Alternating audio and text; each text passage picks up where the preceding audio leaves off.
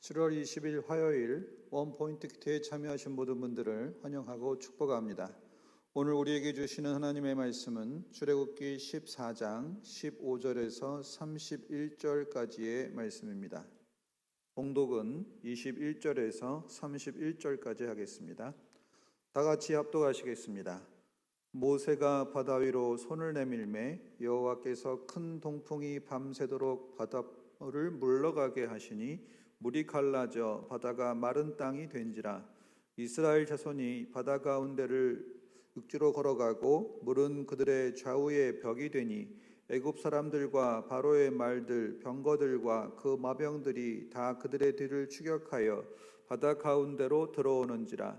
새벽에 여호와께서 불과 구름 기둥 가운데에서 애굽 군대를 보시고 애굽 군대를 어지럽게 하시며 그들의 병거 바퀴를 벗겨서 달리기가 어렵게 하시니 애굽 사람들이 이르되 이스라엘 앞에서 우리가 도망하자. 여호와가 그들을 위하여 싸워 애굽 사람들을 치는도다. 여호와께서 모세에게 이르시되 내 손을 바다 위로 내밀어 물이 애굽 사람들과 그들의 병거들과 마병들 위에 다시 흐르게 하라 하시니 모세가 곧 손을 바다 위로 내밀매 새벽이 되어 바다의 힘이 회복된지라. 애굽 사람들이 물을 거슬러 도망하나 여호와께서 애굽 사람들을 바다 가운데 엎으시니 물이 다시 흘러 병거들과 기병들을 덮되 그들의 뒤를 따라 바다에 들어간 바로의 군대를 다 덮으니 하나도 남지 아니하였더라.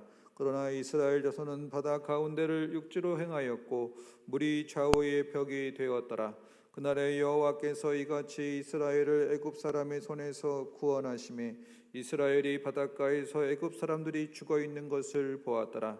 이스라엘이 여호와께서 애굽 사람들에게 행하신 그 큰 능력을 보았으므로 백성이 여호와를 경외하며 여호와와 그의 종 모세를 믿었더라. 아멘. 이 시간 능력의 손으로 인도하시는 하나님이라는 제목으로 담임 목사님께서 말씀 전하시겠습니다. 할렐루야.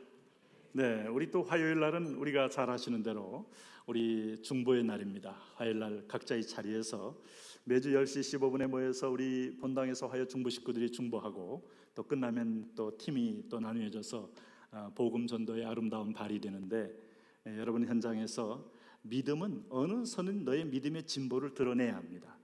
코로나든 전쟁통이든 질병이든 아니면 장례식장이든 믿음은 잘하는 것입니다. 이것이 영원한 것입니다.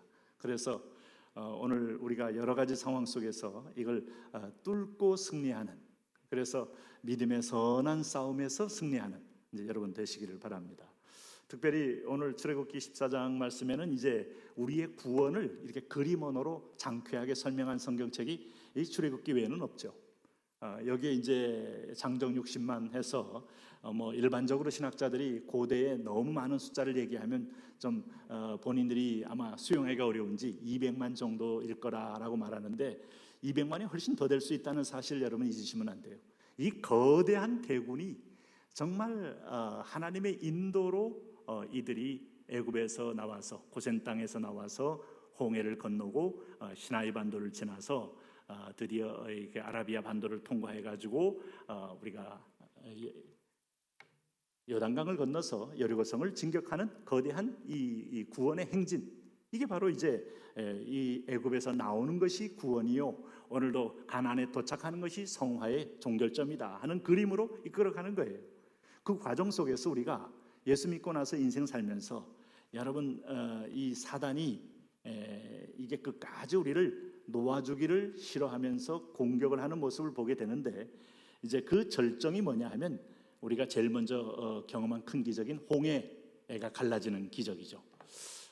이것은 전대미문의 기적이고 윌리엄 와일러 감독 이 배너도 물론 했지만은 그때 그 10개를 또 그 만든 감독이 있잖아요. 그 홍해가 갈라지는 것이 참 당시에는 CG가 어려울 때인데 아주 엄청난 스케일로 그것을 연출했는데 성공했어요. 근데 정말 바다가 양쪽으로 쫙 갈라지면서 하나님이 밤새도록 동풍을 불게 해서 바닥을 편편하게 하시고 그러나 애굽의 600승 되는 이 최신의 병사들이 이제 홍해를 들어와서 건널 때 하나님은 그 바퀴가 돌에 걸리기도 하고 바퀴를 빠지기도 하고 그러면서 다 건너자마자 일제히 물을 닫아버려서 애굽의 모든 군대는 그 안에서 다 수장을 시키셨다. 이게 엄청난 상징성이 있는 겁니다. 이 여러분 우리가 베드로서를 보면 이 홍해 건넌 사건을 세례 사건으로 표현합니다. 우리가 잘 아는 사도 바울이 고린도전서 10장에서 홍해 사건은 우리에게 영적 세례다. 여러분 세례교인들 세례식 이런 교회에서 할 때 세례가 뭐냐? 내가 구원받은 날을 확증하는 날이에요. 그 구원이라는 건 뭔가 하면 애굽에 속해 있는 내 세력은 죽고 하나님에 대하여는 산자로 변하는 거예요. 그러므로 그날은 새로운 생일이요, 새로운 거듭남의 날이요, 하나님 앞에서는 이제 믿음이 자라가는 어린아이가 되어서 이제 새로운 생명체로 성장해 나가는 겁니다. 그래서 이 호응의 사건을 통하여 하나님은 선명히 보여주는가 하면 여기 이들이 뒤따라올 때 여기 보십시오. 25절에 그들의 병거바퀴를 벗겨서 달리기가 어렵게 하시니 애굽 사람들이 이르되 이스라엘 앞에서 우리가 도망하자 여호와가 그들을 위하여 싸워 애굽 사람들을 치는도다 라고 말했어요. 그리고 그 26절에 보시면 이제 충격적인 장면이 나옵니다. 여호와께서 모세에게 이르시되 내 손을 바다 위로 내밀어 물이 애굽 사람들과 그들의 병거들과 마병들을 위해 다시 흐르게 하려 하시니 모세가 곧 손을 바다 위로 내밀어 새벽이 되어 바다에 힘이 회복된지라. 애굽 사람들이 물을 거슬려 도망하나 여호와께서 애굽 사람들을 바다 가운데에 엎으시니. 우리가 구원받는 것은 옛적인 바로의 세력, 나를 사로잡고 여전히 오늘 자기 노예 삼고 자기 소속 삼고 자기 아들 삼는 세력을 완전히 끊어버리는 날이 무엇이냐? 구원받는 날이에요. 그래서 여러분 아직도 우리가 옛적인 어떤 주인이 생각나서 애굽에 있었으면 좋겠다. 역시 아무리 그래도 내가 돈을 지배하기보다는 돈의 노예가 돼도 돈이 많았으면 좋겠다. 아니면 이거 세상 적적하고 답답한데 쾌락의 노예가 되어서라도 질퍽하게 빠졌으면 좋겠다. 애굽으로 돌아가려고 하는데 돌아갈 수가 없어요. 우리는 이미 여러분 완전히 애굽의 세력을 하나님 물속에 잠궈버려서 더 이상 우리를 지배할 왕이 없어요. 우리는 이제 누구 것이었는가 하면 전적으로 하나님 것이 된 겁니다. 그래서 하나님의 여기서 인도할 때 멀찍이 따르거나 아니면 의심하며 불평하며 따르면 100% 내 자신 손해입니다. 그냥 믿음으로 맨 앞에 선봉돼 있어서 감사하며 기뻐하며 나아가면 여러분 축복 가운데 하나님의 동행을 경험할 수 있어요. 우리는 이제 다시는 애굽 사람이 못 됩니다. 오늘 여기 보면 애굽 사람들 하나님이 완전히 우리 속에서 끊어버린 겁니다. 이 작업이 계속되는 거예요, 사실은.